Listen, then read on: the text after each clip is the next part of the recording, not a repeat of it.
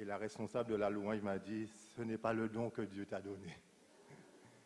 Et effectivement, Dieu accorde des dons différents pour le bien de sa communauté. Vous savez, comme je le disais dimanche dernier lors de la rencontre fédérale, prêcher c'est un privilège, mais c'est aussi une grande responsabilité. Effectivement, quand je suis invité dans les différentes églises évangéliques de la Guadeloupe, je me pose quel message prêcher. Et effectivement, on pense instinctivement, on pense à certains messages. Et j'avais retenu 2 messages que je voulais prêcher. Mais en répétant les messages, je dis non, ça ne passe pas. Et je crois que l'Esprit m'a dirigé vers un autre message auquel je n'aurais pas pensé. Et c'est ce message que je voudrais prêcher ce matin avec la grâce de Dieu. Ce matin, j'aimerais vous parler de Jésus-Christ. Mais de Jésus-Christ comme étant le tout suffisant dans la vie de tous les jours. Il y a un paradoxe comme une petite contradiction dans ce que je dis, car quand on regarde la vie de tous les jours, elle semble être faite de tout, sauf justement de Jésus-Christ. Mais je crois que la vie chrétienne n'est pas un rêve. Mais c'est une dure réalité quotidienne, une lutte perpétuelle, un combat permanent. Jésus-Christ se rencontre et se vit. Tout vrai chrétien est citoyen de 2 mondes, du temps et de l'éternité. Nous connaissons tous ce verset de la parole. Je suis dans le monde, mais nous ne sommes pas du monde. C'est vrai, quand nous acceptons Christ comme Sauveur et Seigneur dans notre vie, Dieu nous place directement dans les lieux célestes. Nous devenons même participants de la nature divine, mais il ne faut pas oublier que nous sommes sur terre et que nous n'échappons pas aux dures réalités de la vie. C'est ce que les théologiens appellent le déjà de la foi, c'est-à-dire nous sommes sauvés, nous sommes enfants de Dieu, nous sommes héritiers, mais le pas encore, c'est-à-dire nous ne vivons pas encore dans la présence du Seigneur, nous sommes toujours sur terre. La question que je voudrais traiter ce matin est la suivante. Comment pratiquement vivre notre vie chrétienne, nous qui sommes déjà citoyens des cieux et qui vivons aussi sur la terre? Je ne prétends pas être très complet ce matin parce que comme vous, je suis quelqu'un à l'école du Seigneur. J'apprends des vérités spirituelles comme tout le monde. J'utilise les connaissances, les expériences d'autres hommes de Dieu. En écoutant et en lisant les témoignages d'autres hommes de Dieu, il m'est venu à l'idée de pouvoir orienter notre vie chrétienne suivant un thème bien particulier que je voudrais aborder ce matin. Nous allons voir une expérience assez intéressante dans la vie du Seigneur Jésus. Il s'agit bien entendu de sa transfiguration. Et pour ce faire, je vous invite à ouvrir votre Bible avec moi dans l'évangile de Matthieu, chapitre 17. Nous allons lire les 9 premiers versets. Matthieu, chapitre 17, versets 1 à 9.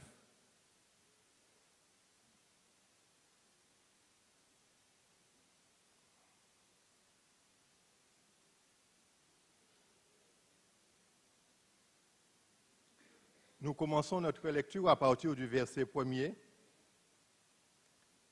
Matthieu, le premier évangile de l'Ancien Testament, premier livre de l'Ancien et du Nouveau Testament. 6 jours après, Jésus prit avec lui Pierre, Jacques et Jean son frère et les conduisit à l'écart sur une haute montagne. Il fut transfiguré devant eux, son visage resplendit comme le soleil et ses vêtements devinrent blancs comme la lumière. Moïse et Élie leur apparurent, ils s'entretenaient avec lui. Pierre prit la parole et dit à Jésus, « Seigneur, il est bon que nous soyons ici. Si tu le veux, je dresserai ici 3 tentes, une pour toi, une pour Moïse et une pour Élie. » Comme il parlait encore, une nuée lumineuse les enveloppa. Et voici qu'une voix sortit de la nuée qui disait, « Celui-ci est mon fils bien-aimé, en qui j'ai mis toute mon affection. Écoute-le. » Lorsqu'ils entendirent cela, les disciples tombèrent la face contre terre, saisis d'une crainte violente. Mais Jésus s'approcha, les toucha et dit, « Levez-vous, soyez sans crainte. » Ils levèrent les yeux et ne virent que Jésus seul. Comme ils descendaient de la montagne, Jésus leur donna cet ordre, « Ne parlez à personne de cette vision jusqu'à ce que le Fils de l'homme soit ressuscité des morts. » Que le Seigneur bénisse sa parole. 6 jours après les événements qui précèdent ce chapitre, Jésus va prendre avec lui 3 de ses disciples et va les conduire à l'écart sur une haute montagne. Il arrive quelquefois dans notre vie des moments où nous devons nous retirer à l'écart, loin du monde, dans la nature, pour nous reposer dans nos fatigues, de nos pressions, des difficultés de la vie, mais aussi pour méditer, pour faire le point de notre vie.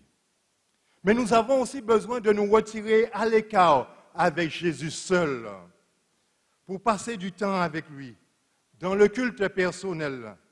Dieu veut nous parler dans le calme, dans la tranquillité.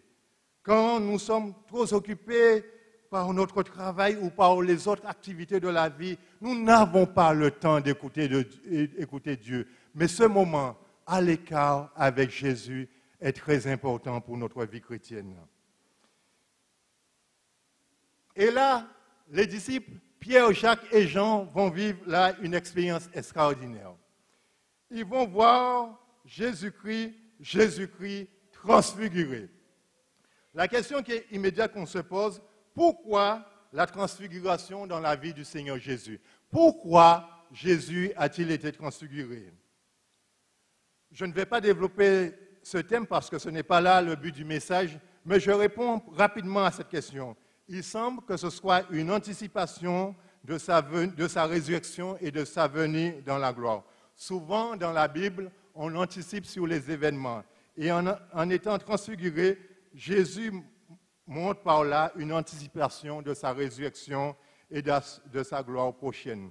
Et la deuxième raison, il me semble, c'est pour encourager ces 3 disciples à se confier totalement en lui. On voit que ces disciples vont voir un éclat de la gloire de Jésus sur terre. Et là, ils n'étaient que 3. Durant toute sa vie, durant ses souffrances, durant son humiliation, Jésus a eu beaucoup de gens pour voir comment il était humilié, comment il était maltraité. Mais dans sa gloire, le seul moment de gloire qu'il a connu sur terre, là, ils n'étaient que 3. Jésus prendra avec lui Pierre, Jacques et Jean, et les 3 disciples ne s'attendaient pas à un tel spectacle de la gloire de la part de Jésus. Bien que Pierre ait dit quelque temps auparavant, tu es le Fils, le Christ, le Fils du Dieu vivant. Mais Pierre ne se rendait pas compte de l'ampleur de la gloire que Jésus avait dû quitter et celle qu'il allait retrouver bientôt. Les vêtements du Seigneur devinrent resplendissants. Son visage brille comme le soleil.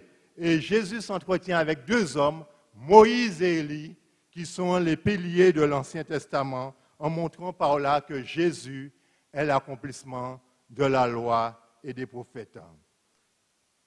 Il parle de son départ prochain pour Jérusalem et des souffrances que Jésus aura endurées. On nous dit que les disciples étaient dépassés, mais cette expérience va en fin de compte transformer leur vie. Et ils auront une fois de plus l'attestation, et là directement de Dieu, que Jésus est réellement le Fils de Dieu. Et quand on regarde la vie future de ces 3 disciples, on peut dire qu'ils avaient besoin de vivre cette expérience-là. Ils avaient besoin de cette expérience-là. Jacques, le premier martyr parmi les apôtres. Pierre, l'homme dont le message fut les souffrances de Christ et la gloire dont elle serait suivie. La tradition nous dit qu'il aurait été crucifié la tête en bas. Jean, l'homme que Dieu choisira pour nous révéler l'Apocalypse. Ces 3 disciples vont vivre là une expérience inoubliable. Une fois de plus, on voit Pierre le plus vif, le plus impulsif, le plus prompt à parler, va dire quelque chose. Mais je crois qu'il aurait mieux valu qu'il ne dise rien, qu'il se taise devant Dieu. Car il y a un moment, il faut se taire pour écouter Dieu. Marc, qui nous rapporte le même événement de la transfiguration, dira à propos de Pierre, il ne savait que dire. Et je crois que lorsqu'on ne sait pas quoi dire, la meilleure solution, c'est de se taire. Il y a un sage qui a dit ceci, quand ce que tu as à dire n'est pas plus beau que le silence, abstiens-toi de le dire. Et je crois que quelquefois, nous ferions mieux de méditer sur cette parole. Quand ce que nous avons à dire n'est pas plus beau que le silence, nous devons nous abstenir de le dire. Pierre va parler, mais il ne savait pas ce qu'il disait. Il est tellement émerveillé devant la gloire de Dieu, il est dans une telle extase qu'il n'aurait jamais voulu que cela prenne fin. Et il va dire à Jésus, dressons-toi tentant. C'est si beau, on est si bien ici, on est loin du monde, loin des réalités quotidiennes, loin des problèmes de la vie. Seigneur, oublie le monde, oublie ta mission, oublie même les 9 autres disciples qui sont en bas et dressons ici toi tente. Non, le Seigneur n'est pas ainsi. Il est le bon berger qui va chercher l'unique brebis égarée.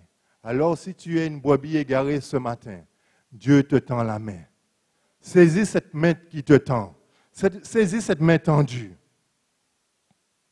On nous dit que Jésus s'entretient avec Moïse et Élie, et là, ils sont en train de parler des souffrances qu'il aura endurées. Il parle de souffrances, et Pierre, lui, il parle de jouissance.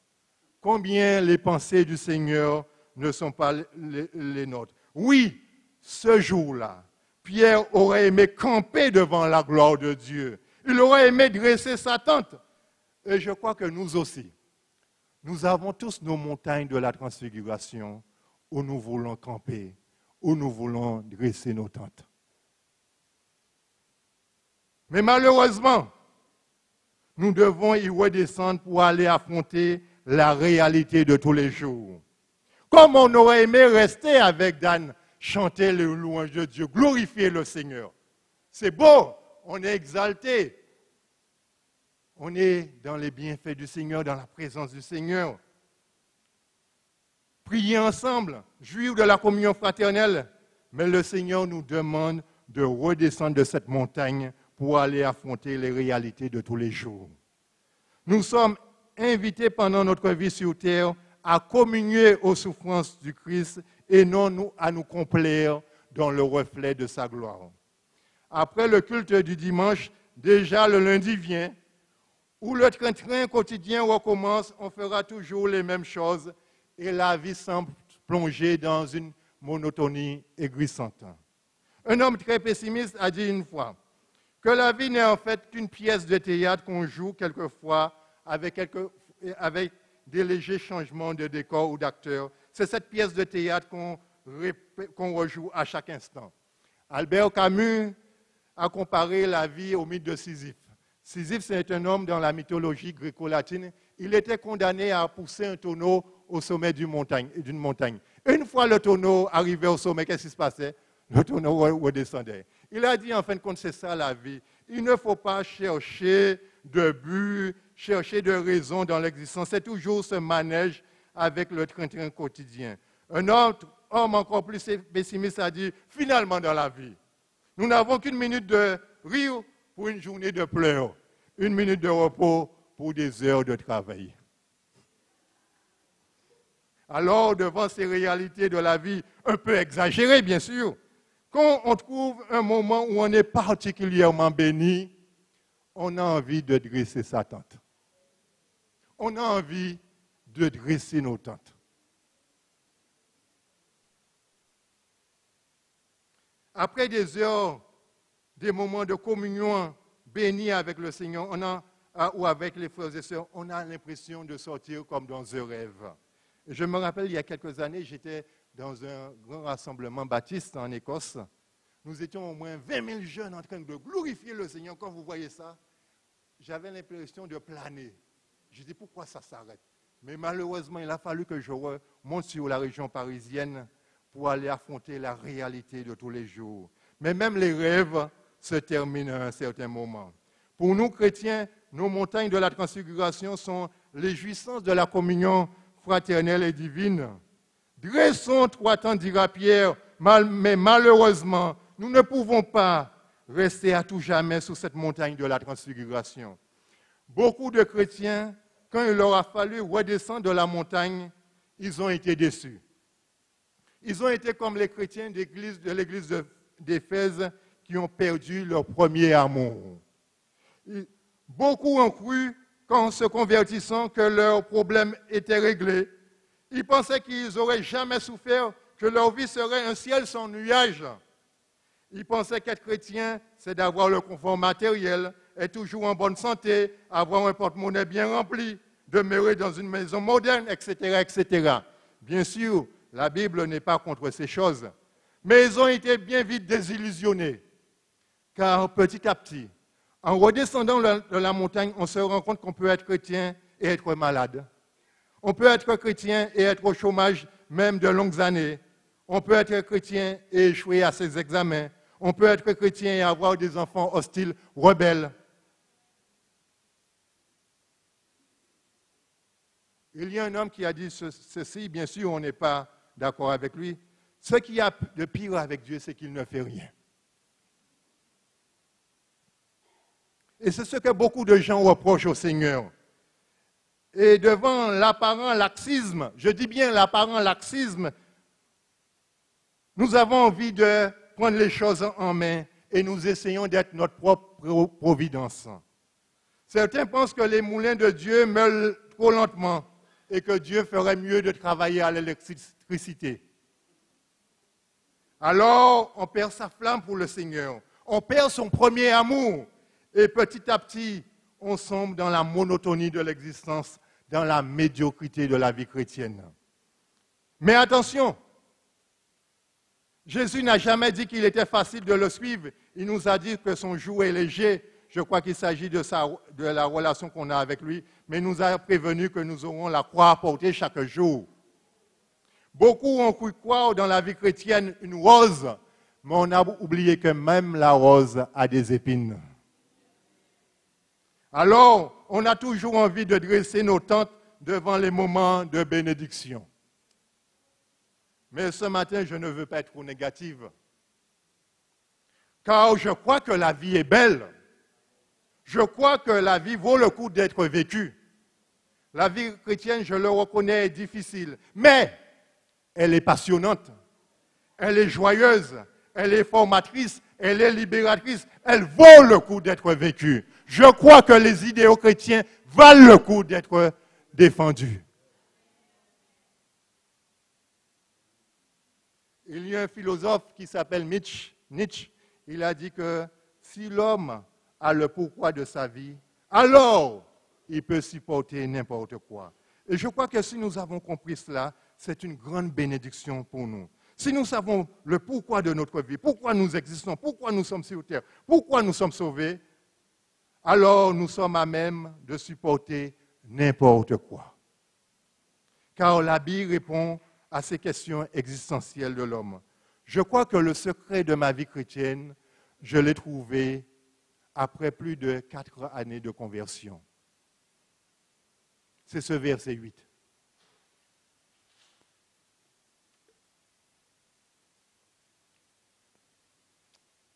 Ils levèrent les yeux et ne virent que Jésus seul.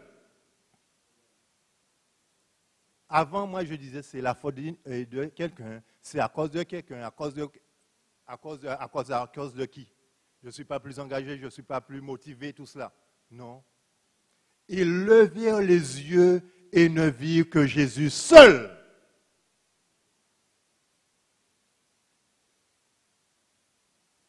Tout avait disparu. Moïse et Élie étaient partis. Mais Jésus était là avec eux. Et c'était le Jésus qu'ils avaient connu. Le Jésus de la vie quotidienne se trouvait là avec eux. Jésus n'avait plus le visage resplendissant, car son visage avait repris son aspect normal. Il avait ses vêtements usagés de tous les jours. Oui, en levant les yeux, ils ne virent que Jésus seul. Et voilà là le secret de la vie chrétienne. Avoir les regards sur Jésus en tout temps. Les disciples, en redescendant de la montagne, ont compris. Ils ont compris. Et le Seigneur leur a expliqué que ça, c'était une vision. Et lui, Jésus, était bien la réalité de tous les jours.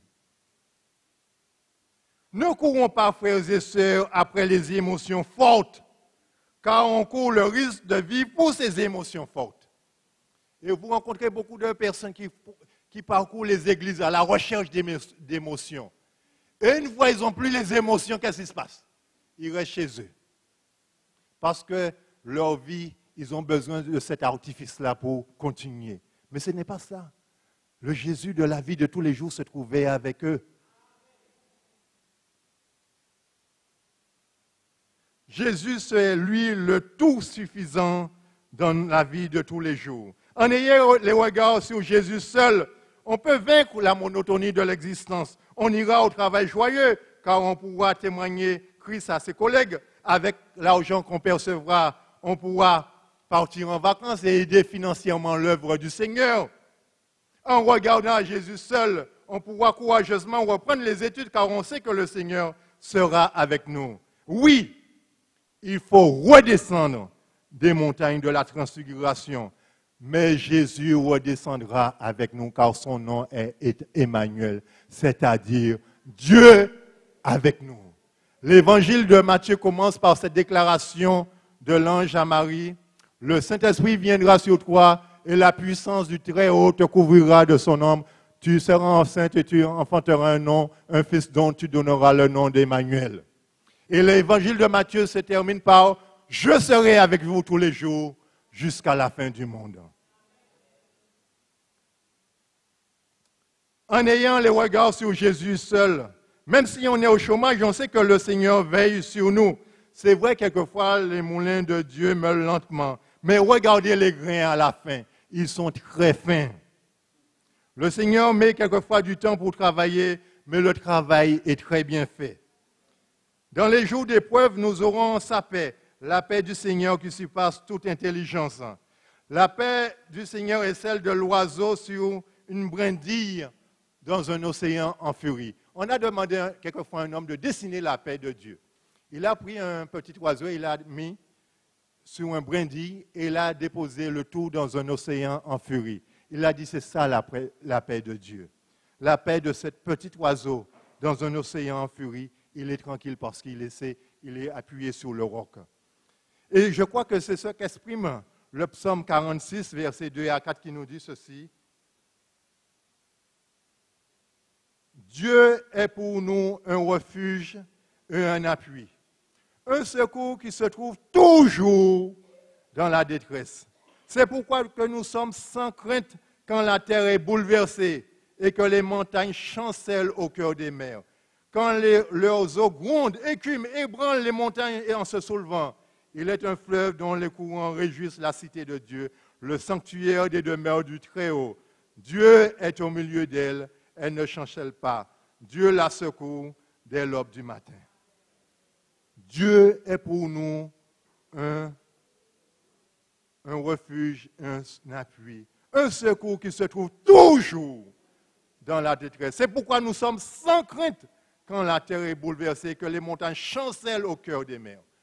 Dieu est pour nous un refuge, un secours, toujours dans la détresse.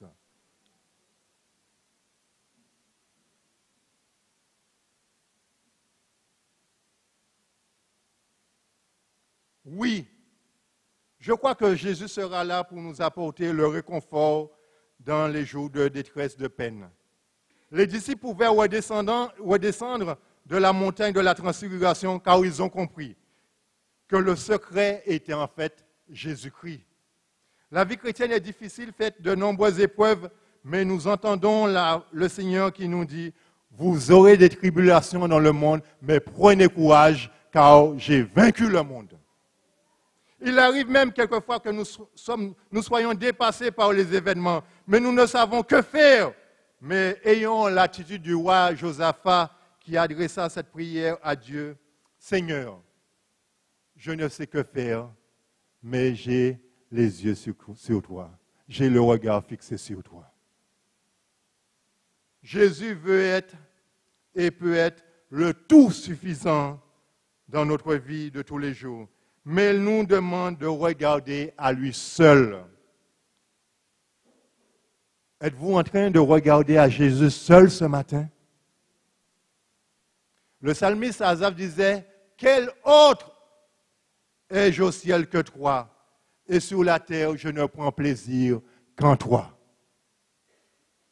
Je crois que c'est là le secret de la vie chrétienne. Regardez à Jésus seul.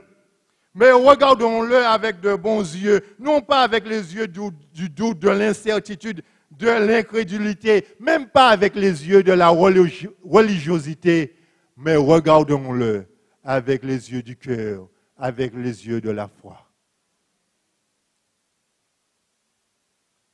En conclusion, qu'est-ce que nous avons dit? Je vous ai dit au début du message que la transfiguration est une anticipation. Anticipation pour le Seigneur, anticipation de sa résurrection et de sa venue en gloire prochaine. Et c'est aussi pour nous une anticipation de la gloire que nous aurons en contemplant le Seigneur dans son éternité. Bientôt, nous pourrons dresser nos tentes devant la gloire de Dieu, dans son royaume. Nous sommes appelés à vivre pleinement le déjà de notre foi, le déjà des bénédictions que Dieu nous accorde en Jésus-Christ, le déjà des bienfaits que Dieu nous accorde. Mais n'oublions pas qu'il y a le pas encore. Il y a encore mieux à venir. Mais en attendant ce mieux, ayons les regards sur Jésus en tout temps. Ayons le regard sur Jésus en tout temps. Amen. Prions.